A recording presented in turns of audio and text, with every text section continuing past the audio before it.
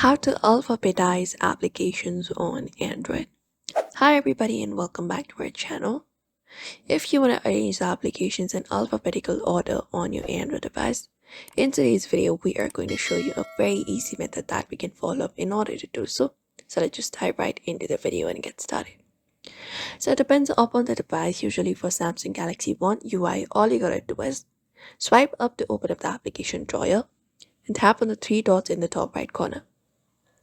After that, select the option of settings. Otherwise, we can just go over and look out for the option called sort by tapping on the three dot, click on sort, and there will be finding second option called alphabetical order. We can choose that option right there and it will be switched into alphabetical order. This is one of the method available. We can just go over and follow out this method. Otherwise, if you're on Google Pixel or stock Android, it is usually alphabetized by default. If not, you can look out for the three dot menu in the top right in the search bar area for sorting options and go ahead and look out for the option called alphabet. And alphabet only works automatically in the application drawer. To rearrange the application on the home screen, you must manually go ahead and drag and place them. So you can just go and hold the application and drag and place them alphabetically on your home screen.